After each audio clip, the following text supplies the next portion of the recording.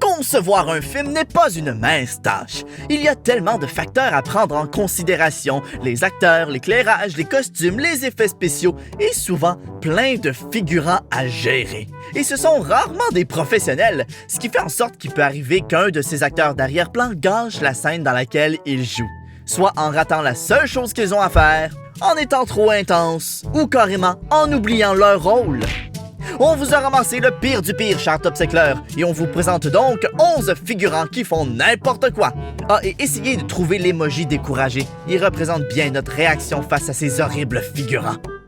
Quoi de pire que quelqu'un qui gâche le punch d'un film avant qu'on l'ait vu? On va vous le dire ce qui est pire, quelqu'un dans le film qui le gâche une seconde avant que ça arrive. Dans La mort aux trousses de Alfred Hitchcock, c'est exactement ce qui arrive. Dans cette scène tendue où certains personnages s'affrontent, portez attention au petit garçon qui sait prédire le futur. Il se bouche les oreilles avant que le coup de feu arrive. On veut bien croire qu'il n'a pas aimé le bruit pendant les répétitions, mais de là à ruiner toute une scène, voyons, gère-toi, petit gars. À la fin du troisième volet de Retour vers le futur, on rencontre les deux fils de Doc, Jules et Verne. Et il y a comme quelque chose à propos de Verne qui nous rend mal à l'aise. C'est peut-être son visage d'adulte sur un corps d'enfant, son prénom de schnout, ou le fait qu'il pointe vers ses parties intimes. Dieu seul sait pourquoi! Mais qu'est-ce qu'il fait? Les autres sont en train d'avoir une conversation importante, là. C'est une règle d'or connue à Hollywood. Il faut toujours éviter de travailler avec des enfants et des animaux. Aussi mignons qu'ils puissent être, ils ne font pas de très bons collègues. Parlez-en à ce figurant dans Le Dernier Samouraï. Alors que Tom Cruise rejoint son armée à cheval, le pauvre gars en armure reçoit un coup de sabot dans les boules. Et de la part du cheval de Tom en plus. Mention spéciale aussi au chat dans le film de James Bond, On ne vit que 2 fois. Ce félin ne tripait vraiment pas sur le bruit de l'explosion. Restons dans la famille de James Bond. Même si beaucoup de leurs figurants sont pourris, ils restent, on le suppose, humains. Quoique, il peut nous arriver d'en douter, comme dans cette scène de Quantum of Solace, à première vue normale, où on voit James Bond, un humain, faire un appel. En arrière-plan, un homme qui semble aussi être un humain passe le balai, mais sa technique assez inefficace merci prouve en fait qu'il s'agit d'une entité extraterrestre. Non mais quelqu'un qui passe le balai comme ça a clairement pas assez étudié les humains. On a tous déjà vu un boucher, soit dans la vraie vie, une annonce ou un film. On s'entend que globalement, le rôle d'un boucher est un concept que l'ensemble de la population comprend, hein? Eh bien non! Apparemment, un des figurants dans Indiana Jones, les aventuriers de l'Arche perdue, lui, il a jamais vu ça, un boucher. Dans cette scène iconique où Indy doit se battre au couteau avec un méchant, en arrière-plan, on voit très bien ce monsieur qui n'a aucune idée de comment se servir d'un couteau. Ça fera pas des tranches de viande fort, ça? Dans le film original de 1968, La planète des singes, notre personnage principal se fait capturer par les habitants de la planète des singes qui sont, des singes. Et il faut dire que les Autochtones ne sont pas fous des sales humains comme notre beau Charlton Heston. Pas rien que ça, ils lui lancent des légumes aussi. Comme c'est pas gentil, ça. Un poivron par-ci, une aubergine par-là, et puis ne manquez surtout pas cette figurante qui ne pourrait pas plus se foutre de où elle est et de ce qu'elle fait. Quel entrain!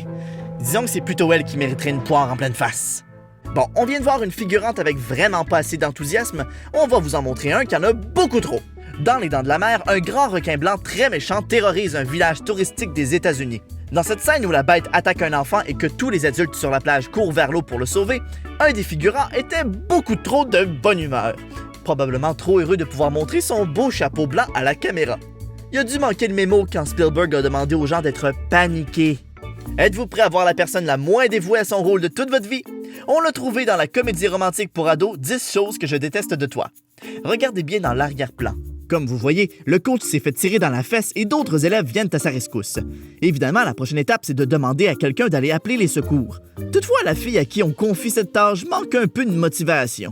Elle part à la course et hop, à mi-chemin, elle arrête de courir parce qu'elle pense qu'elle est plus visible dans le cadre. Malheureusement pour elle, on la voit très bien s'arrêter, puis se retourner et regarder directement dans la caméra. Maudite innocente. Ça peut être épuisant jouer dans un film. Avec les longues pauses entre chaque prise et toutes les répétitions, on peut imaginer qu'on se fatigue à la longue. C'est ce qui arrive dans le film Braveheart ou Cœur vaillant au Québec. C'est une longue scène sanglante de guerre. Il y a des épées qui swingent de tous les bords, des têtes qui tombent par terre et de la viande de cheval au mètre carré. Et bien sûr, des tonnes et des tonnes de figurants pour jouer tout ce beau monde. Et tout juste avant la fin, on peut apercevoir deux combattants à l'arrière qui manquent un peu d'entrain dans leur coup final. Eh ben, comme on dit ici, la guerre, c'est pas une raison pour se faire mal, hein?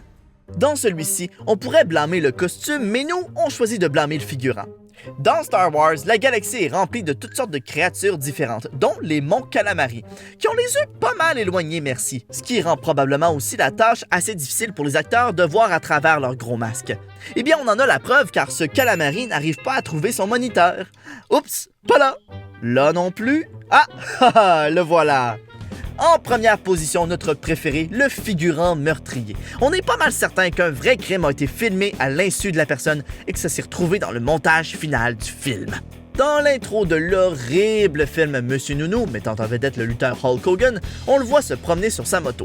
Il est complètement inconscient du fait qu'en arrière-plan, un homme tente d'assassiner son chien. Bon, ok, certains diront qu'il fait juste le lancer dans l'océan pour qu'il se baigne, mais on dirait vraiment que le chien est zéro d'accord. Quel monstre! Ah, la magie du cinéma, si facilement brisée par un figurant qui ne sait pas comment être un humain.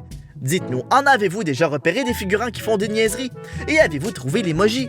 Discutez de ça dans les commentaires, sans oublier de vous abonner si c'est pas déjà fait. Pendant ce temps, je vais aller chercher la réponse à la question la plus importante aujourd'hui. Est-ce que le chien dans Monsieur Nounou est correct? Oh mon Dieu!